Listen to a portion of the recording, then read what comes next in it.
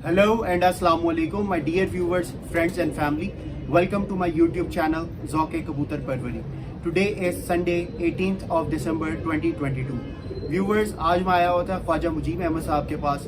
एक तो उनकी सेहत मालूम करनी थी, दूसरा जो एक उन्होंने बहुत बड़ा ऐलान किया है अपनी कबूतर परवरी को जो सा मनसूख करने का, और अपने सारे कबूतर वो बेच रहे हैं, तो उस हवाले से उनसे कुछ गुफ्तो शनीद करनी थी। तो आइए आपकी मुलाकात करवाते हैं ख्वाजा मुजीब अहमद साहब के साथ। अस्सलाम वालेकुम जी ख्वाजा साहब, क्या हाल चाल है आपके? ठीक है। अच्छा ख्वाजा साहब, आज दो मकासद के लिए आपके पास हाजिर हुए हैं। एक तो आपकी खैरियत मालूम करनी थी, आपकी तबीयत कैसी है। दूसरा एक कबूतरों का जो आपने ऐलान किया है सेल करने का, क्या माजरा हुआ? अच्छा बेटा, उसमें ये है कि मैं अब 72 साल का हो गया हूँ। अब मेरे पेट में भी अल्सर हो गया, तो हर वक्त दर्द रहती है।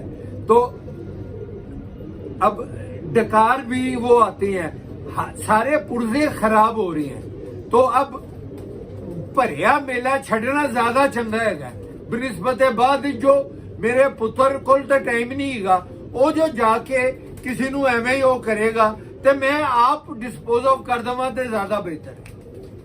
तो ख्वाजा साहब, कहाँ तक पहुंचा मामला? काफी हद तक मैंने देखा आपने खुडे भी अपने जो से वो। हाँ, मैं खुडे भी अब जो पठियों पटे गए थे, क्योंकि अब मैंने जोड़े तोड़ दिए बेटा।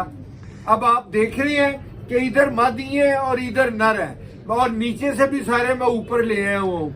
बच्चे सारे बिक गए हैं, पठिए पठे भी बिक गए हैं। अब बड़ी मादी है और बड़े नर रह गए हैं बेटा। तो ख्वाजा साहब अपने लिए कुछ रखा कि कुछ नहीं? कोई नहीं, तो बिल्कुल कोई नहीं। तो ख्वाजा साहब शौक को कंटिन्यू नहीं करेंगे फिर?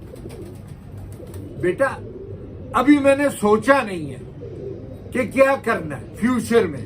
अगर कोई कबूतर बच गए, क्योंकि अभी भी आपके सामने आया, 2 आदमी आए थे, वो लेके गए हैं, तो अगर कोई बच गए तो उन्हों को फिर मैं आपस में वो करके जुस्तजू, अगर जिंदगी हुई तो फिर मैं शुरू कर दूंगा, नहीं तो अब नहीं। तो ख्वाजा साहब थोड़ा सा हमें बता दें, कबूतर अब आपके पास जो रह गए हैं ये कौन सी ब्रीड से बिलोंग करते हैं? बेटा आप लोगों को सबको पता है कि मेरे पास तो टेडी और कमगर ही थे, और तो मैंने कभी मेरे खुडे में था ही कोई नहीं, तो वही है। और तो कोई आउटसाइडर तो कोई भी नहीं है, कभी भी नहीं है। अच्छा ख्वाजा साहब, मैं पिछले दिनों एक कॉलम पढ़ रहा था, उसके अंदर मियां नजीर साहब के गोल्डन कबूतरों के बारे में लिखा हुआ था। तो वो लिखा कुछ यूं था कि मियां राउफ साहब जो उनकी ट्यूबवेल वाली छत थी, वहाँ पे जो वो कबूतर उड़ाते थे, वहाँ पर दिलावर खान साहब के घर से कुछ कबूतर गए थे उड़ने के लिए। तो मियां नजीर साहब वहाँ पर गए, उन्होंने एक मादी का पूछा कि मादी कहाँ से आई है, तो उन्होंने कहा जी ये दिलावर खान साहब के घर से आई है। उन्होंने कहा ये मादी मुझे दे दो, तो मैं तुम्हें इस तरह के 5 और उड़ने वाले इसी से बनाकर दे दूंगा। तो मादी घर ले गए थे और उनमें से फिर गोल्डन कबूतर उन्होंने तैयार किए। तो ये एक छोटा सा कॉलम लिखा हुआ था, उस वक्त मेरे फिर दिमाग में आया कि मैं ख्वाजा साहब से सवाल करूंगा, इसकी तफसीली जो सी है वो इसके बारे में बताएं। गोल्डन कबूतरों की जड़ कौन सी है, और वो दिलावर खान साहब का कौन सा कबूतर था जो इन गोल्डन कबूतरों के बीच में डला हुआ? वो बेटा बात यही है कि ये जो कबूतर थे, ये दिलावर खान साहब जिनको अपने हीरा लाल कहते होते थे, हीरा लाल कबूतर थे। और उन्होंने सियालकोटी एक जौनसेरा नर डाला था, जिसकी आंख थोड़ी सी सफेद थी। वो क्योंकि जो हीरा लाल थे ये फिरोजपुरी कबूतर थे, कसूर के नहीं थे, और इन्हों की उड़ार बहुत ज्यादा थी, सियानक थोड़ी सी कम थी, लाल आंख वाले। अच्छा। तो इन्हों में ये ब्रीड वो थी जिसको साधना कहते थे। अच्छा। ये वो ब्रीड थी। तो उन्हों में जौनसेरा डेले थे, तो फिर ये गोल्डन बने थे। यानी कि आपके कहने का मकसद है हीरा लाल और जॉन सीरो का क्रॉस जोन सा है वो गोल्डन कबूतर। तो ख्वाजा साहब, ये जो अक्सर लोग कहते हैं कि कमगर और गोल्डन एक ही चीज है, कमगर थोड़े गहरे होते हैं और गोल्डन थोड़े फीके होते हैं। कमगर और गोल्डन में बहुत फर्क है बेटा। प्योर कमगर जो है उसमें उड़ार बहुत ज्यादा है, सियानक थोड़ी सी कम है। घर अगर अंधेरा पड़ जाए तो रात रह जाएगा, पर ये जो गोल्डन है ये घर बैठ जाएगा, क्योंकि गोल्डनों का गेड़ा छोटा है, कमगरों का गेड़ा लंबा है। और जो लंबे गेड़े का कबूतर होगा वो रात को घर नहीं बैठेगा, वो रात रह जाएगा, और जो गोल गेड़े का होगा वो घर बैठ जाएगा।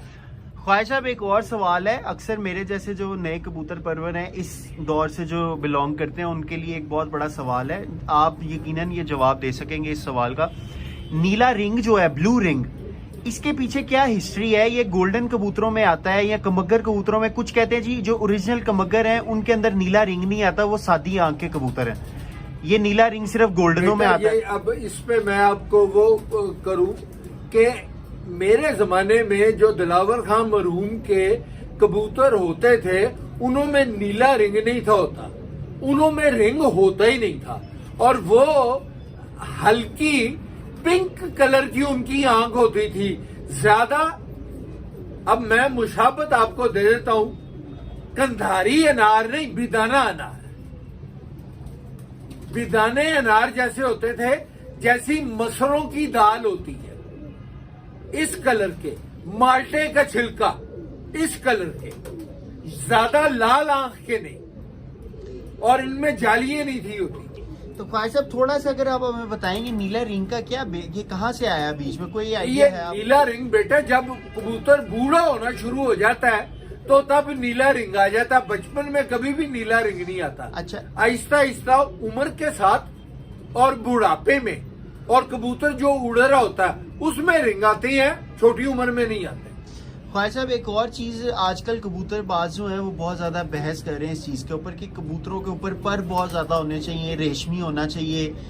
یہ کیا عمل دخل ہے اس کا؟ بیٹا جتنے زیادہ پر ہوں گے اتنی, اب میں اب آپ کو یہ تو گنے ہی نہیں ہے کبھی, جتنے زیادہ سافٹ ہوگا, جتنا زیادہ نرم ہوگا, وہ ہوا اور کلائمیٹ اس کے جسم کو ٹچ نہیں کرے گی, پر اس کو کور کر لیں گے.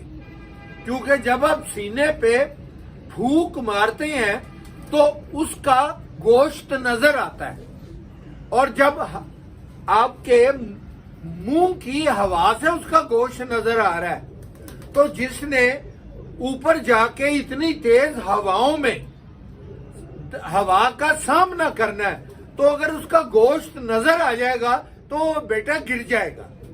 کبوتر ایسا ہونا چاہیے کہ جس کا گوشت نظر نہ آئے, لوتھڑا پروں کا. کیا بات خواجہ صاحب, پچھلے کافی مہینوں سے نا یہ بحث چل رہی تھی, لیکن یہ جو آپ نے آج بات کر دی ہے یہ ابھی تک میں نے کسی کے منہ سے نہیں سنی کہ آخر اس کے پیچھے مقصد کیا ہے, اس کے پیچھے فلسفی کیا ہے پروں کے پیچھے. تو خواجہ صاحب اس کا نسل سے کوئی تعلق نہیں ہے پروں کا ہونا, مطلب خواہ وہ سیال کوٹی ہو, فیروز پوری ہو, لدھیانوی ہو, پر ہونے چاہیے اوپر, یعنی کہ یہ کسی خاص ایک نسل کا جارہ داری نہیں ہے اس کے اندر کہ صرف اسی کے اوپر پر ہوتے ہیں. ہر نسل میں جس کے اوپر پر ہے وہ اچھا کبوتر, بریڈر کبوتر ہے, اور پرواز میں بھی کام دے گا, یہی کہنا ہوگا. چلے خواجہ صاحب ایک پوائنٹ ہمیں چھوٹا سا صرف بتا دیں, ایک پوائنٹ, کوئی کبوتر آپ دیکھتے ہیں ایک پوائنٹ ہوتا ہے جو بندہ خود دیکھتا ہے, وہ آنکھ ہوتی ہے, پنجے ہوتے ہیں, وہ آپ بتا دیں نئے کبوتر بازوں کے لیے, نوجوان کبوتر بازوں کے لیے. بیٹا میں آپ کو خیرلی وہ لبے لباب بتا دوں, وہ کبوتر سب سے اچھا ہے جو آپ نے جوڑوں میں ڈالنا ہے جس کے اخیرلے تینوں پر ایک جتنے ہو. جس کا 10واں لمبا ہوگا وہ میرے حساب سے جوڑوں میں نہیں پڑتا. 10واں اور 8واں ایک سائز کا ہو اور 9واں تھوڑا سا لمبا ہو جائے وہ ٹھیک ہے, اور اگر 9واں اور 10واں ایک جتنا ہے وہ بھی ٹھیک ہے, اور اگر 8واں 9واں 10واں تینوں ایک سائز کا ہے پھر وہ بہت اچھا ہے. پر اگر 10واں آپ کا لمبا ہے وہ اچھا نہیں ہے, وہ عموماً گر جاتا ہے, کیونکہ جب کبوتر اڑ کے آتا ہے اس کے پر اندر کی طرف نہیں ہوتے, سیدھے ہو جاتے ہیں. تو جس کا پر لمبا ہوگا 10واں, وہ پر کے اوپر پر چڑھ جائے گا, اور جب پر کے اوپر پر چڑھے گا تو اس میں خلا ہو جائے گی, اور جب خلا ہو جائے گی ہوا نکل جائے گی تو وہ کبوتر گر جائے گا. بہت شکریہ خواجہ صاحب, آپ کی صحت کے لیے بہت زیادہ دعا گو ہیں, اللہ تعالیٰ آپ کو برکتیں عطا کرے. Thank you so much viewers. تو یہ تھا انٹرویو خواجہ مجیب احمد صاحب کا. Please do not forget to subscribe, like and share my channel and my videos. آپ کے پیار کا, آپ کی محبتوں کا بہت زیادہ شکریہ. انشاءاللہ تعالیٰ پھر ایک ویڈیو میں ملیں گے, تب تک کے لیے اللہ حافظ.